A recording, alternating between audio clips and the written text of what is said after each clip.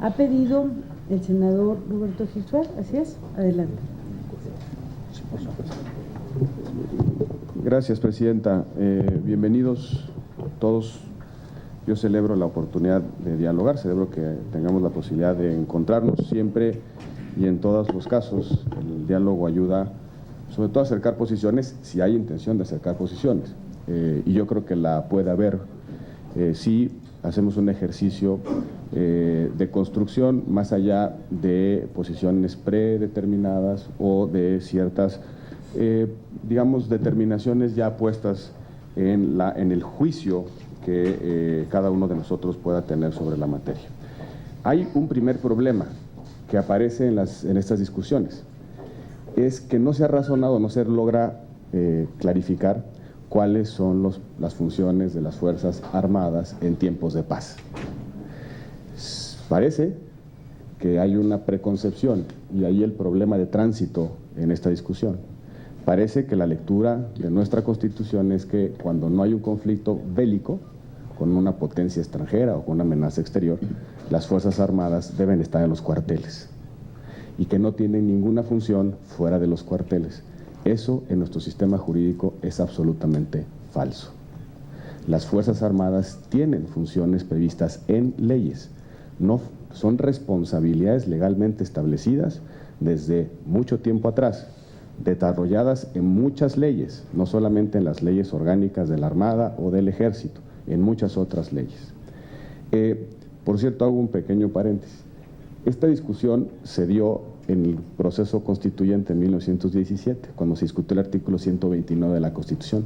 Y el voto particular de Paulino Machorro es verdaderamente ilustrativo, muy bello, por cierto, porque a propósito del debate sobre si había comandancias fijas o no, Paulino Machorro decía es que las Fuerzas Armadas tienen funciones distintas en tiempos de paz a los conflictos bélicos. Y desde entonces, en distintas leyes, les hemos dado atribuciones. Hay por lo menos tres leyes que regulan la función de seguridad interior, y no es una función híbrida, es una función específica, reconocida en la Constitución, que está subsumida en el género de la función de la seguridad nacional, pero que tiene una entidad propia. En la Ley Orgánica del Ejército de la Fuerza Aérea, el artículo primero establece con toda claridad que se regulan las funciones de seguridad interior del Ejército. En la Ley Orgánica de la Armada de México también se establece en el artículo primero que se regulan las funciones de seguridad interior de la Armada de México. Y permítanme recurrir a un párrafo de la Suprema Corte de Justicia de la Nación que ilustra las funciones en tiempos de paz de las Fuerzas Armadas. En nuestro sistema jurídico, las funciones del Ejército, la Fuerza Aérea y la Armada en tiempos de paz van desde el apoyo a la sociedad civil en caso de desastres naturales, la reforestación de áreas verdes, las sanitarias y de salud pública en general, la custodia, distribución, captación y resguardo de paquetes electorales, las de vigilancia y custodia de bienes nacionales como son las instalaciones de Petróleos Mexicanos, de la Comisión Federal de Electricidad, del Instituto Nacional de Investigaciones Nucleares, de caminos y puentes federales de ingreso y servicios conexos, de los almacenes nacionales de depósitos, de ferrocarriles nacionales, etc. El auxilio a las autoridades encargadas de la procuración de justicia y el apoyo a las acciones para combatir el narcotráfico, entre otras. También constituye, dice la Corte, un hecho notorio que el gobierno aplica un renglón importante de sus recursos a contar con un ejército, fuerza aérea y marina debidamente equipados, armados y entrenados con el doble fin de estar preparados para un caso de guerra y en tiempos de paz contribuir a la seguridad interior, lo que es congruente con el texto constitucional. Esa inversión no podría justificarse si la mayor parte del tiempo los miembros del Ejército, Fuerza Aérea y Armada permanecieran inactivos en el interior de sus instalaciones. No es doctrina, es jurisprudencia firme de la Suprema Corte de Justicia de la Nación. Y eso explica por qué, por ejemplo, la Ley Orgánica de la Armada de México le dé funciones para efectuar operaciones de rescate y salvamento en el mar. Eso explica por qué la Armada de México es la Policía Marítima, organiza el servicio de vigilancia en los puertos, porque las Fuerzas Armadas tienen funciones permanentes en nuestro sistema jurídico, distintas a la defensa exterior o a los casos de conflicto bélico. Es ley. Y las Fuerzas Armadas, esto no responde a un una determinación de un ejecutivo u otro, es el cumplimiento básico de normas vigentes que además informan la construcción del Programa Nacional de Seguridad Nacional, que es público, y que anualmente informan también la construcción de la Agenda Nacional de Riesgos, que es el marco de referencia del trabajo de nuestras Fuerzas Armadas. La lectura absolutista del 129 es una mala aproximación a este debate. Y por eso también el artículo 5 de la Ley de Seguridad Nacional, que es la base de este modelo, establece cuándo las Fuerzas Armadas pueden participar en tareas distintas al conflicto bélico. Y entre ellas dice terrorismo, sabotaje, navegación marítima, seguridad de la aviación, custodia personal diplomático, etc. Esas son las amenazas a la seguridad interior. Y ciertamente en la Ley de Seguridad Nacional se establece la facultad de las Fuerzas Armadas de participar en operativos militares. ¿Cuáles son esos? Dirán ustedes. Desde 1940 las Fuerzas Armadas realizan la tarea de erradicación de cultivos, una obligación a la que estamos comprometidos por tratados internacionales suscritos por el Estado mexicano. Esa es una operación militar que tiene que ver con responsabilidades de carácter internacional. ¿Quién detecta y identifica y detiene a un buque en los mares territoriales de nuestro país? La Armada de México, porque la ley establece que es nuestra policía marítima. ¿Quién detecta a una aeronave en el espacio aéreo mexicano que tenga un cargamento de marihuana o de cocaína que va a los Estados Unidos o que aterriza en una pista clandestina en Sinaloa? Las Fuerzas Armadas, la Fuerza Aérea. Tenemos que partir del supuesto, de entrada, que nuestras Fuerzas Armadas tienen responsabilidades legales hoy vigentes. Y se dice que en el ámbito internacional esto que esto es inconvencional. Y yo por lo menos la lectura, y hago la precisión, la lectura del caso Montero Aranguren contra Venezuela de 2006, lo que dice claramente la Corte Interamericana es que la participación de Fuerzas Armadas en disturbios internos, violencia interna, situaciones excepcionales y criminalidad común deben limitarse al máximo, deben ser verdaderamente excepcionales. Este precedente está citado en una opinión del Comité Jurídico Interamericano de la Organización de Estados Americanos de 2012, donde dice exactamente lo mismo, y permítanme leerlo. No obstante la legitimidad con la que los estados pueden recurrir a las autoridades militares para ejercer sus funciones, esta medida debe ser siempre de carácter excepcional, aplicándose únicamente cuando las fuerzas policiales o de seguridad no cuenten con la capacidad necesaria para enfrentar la situación, temporal, hasta en tanto las fuerzas policiales y de seguridad fortalecen sus capacidades, y subsidiaria en el sentido que las Fuerzas Armadas deben actuar en apoyo y bajo las órdenes de la autoridad civil electa. Excepcionalidad, temporalidad, subsidiariedad, los tres principios que se recogen en este proyecto como la estructura base de la intervención de la Federación y de las Fuerzas Armadas. La propia Corte nos dijo hace ya tiempo, y no le hemos hecho caso, y aquí están las consecuencias y por eso esta discusión, que habría que regular el artículo 89, fracción sexta. Habría que regularla para que cuando el presidente dispusiera de las fuerzas, de la totalidad de las Fuerzas Armadas para tener seguridad interior, debía de fundar y motivar su decisión. ¿Por qué no ha sucedido así? Porque no hay procedimiento que vincule al presidente a fundar y motivar su decisión. ¿Por qué? Porque no hay ley que regule la fracción sexta del artículo 89. Y hoy ha sido discrecional el despliegue de Fuerzas Armadas porque no hay supuestos, procedimientos, temporalidades, mecanismos de control previstos en norma alguna.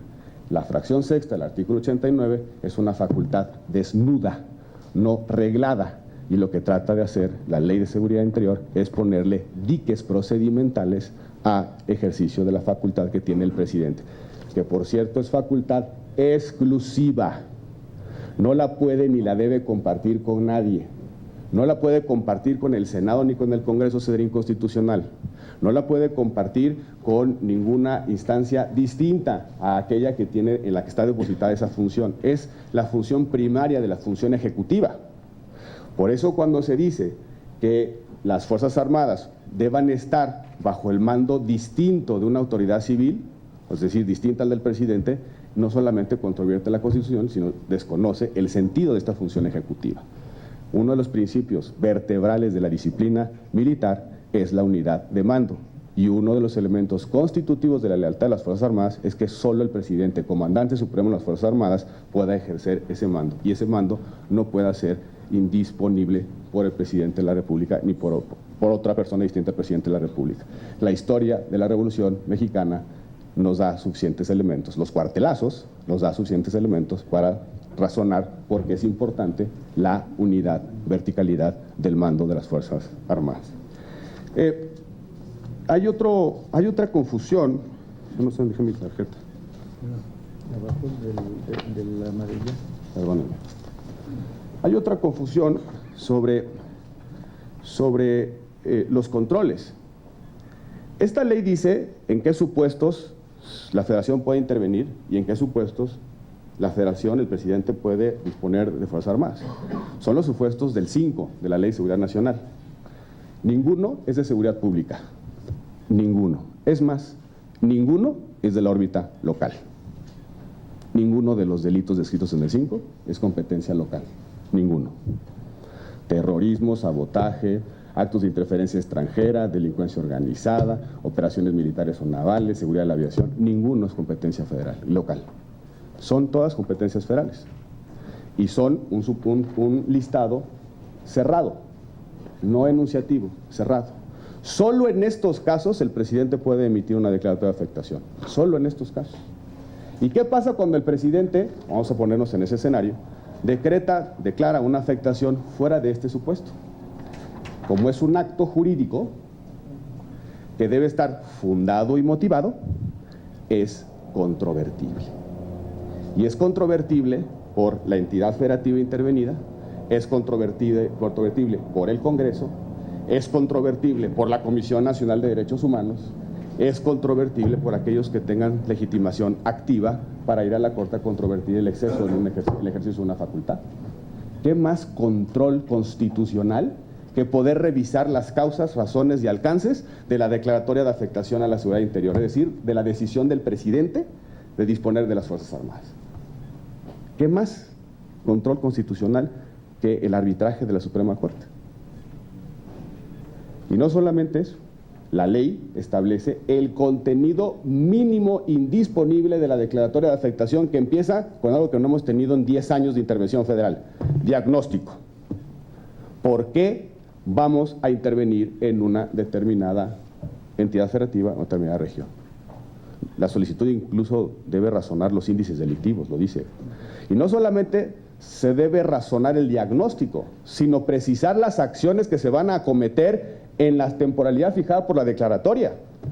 Vamos a conocer por fin el plan de ruta de la intervención de la Federación en una determinada realidad local.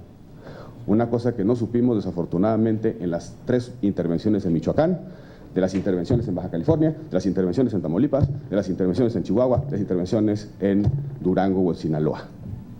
En la declaratoria de afectación no solamente es el acto jurídico habilitante, es la hoja de ruta de la intervención de la Federación. Y es precisamente el punto mínimo que permitirá la evaluación posterior sobre si se cumplieron los objetivos, si las acciones fueron eficaces y si se cumplió con la motivación que está detrás de la declaratoria de afectación. Eso es rendición de cuentas y eso es transparencia. Por supuesto que bajo esta lógica no cabe hablar de salida gradual. ¿Cómo metemos a los cuarteles, a los astilleros, a la Armada de México que cuida el mar territorial? ¿O cómo sacamos a la Fuerza Aérea de cuidar nuestro espacio aéreo? ¿O cómo sacamos a nuestras Fuerzas Armadas de la protección de las instalaciones de Pemex? No hay posibilidad de una salida gradual. Lo que sí hay que hacer, porque tiene funciones permanentes, lo que sí hay que hacer es que las Fuerzas Armadas no sean los primeros respondientes, que no estén haciendo las tareas de seguridad pública, que no estén cuidando las escuelas, que no estén cuidando los cruces, que no estén cuidando los bares, que no estén cuidando las calles, que no estén disfrazados de policías municipales en algunas ciudades de nuestro país. Y esto lo impide por la sencilla razón de que ya no se vale, porque no está eso en ninguno de los supuestos de procedencia de la declaratoria de afectación a la seguridad interior. El artículo 5 de la Ley de Seguridad Nacional es un listado cerrado y no cabe aperturas interpretativas. Concluyo diciendo que, por supuesto, el objetivo es el fortalecimiento de instituciones civiles. Por supuesto que el objetivo es el fortalecimiento de la procuración de justicia a nivel nacional o local.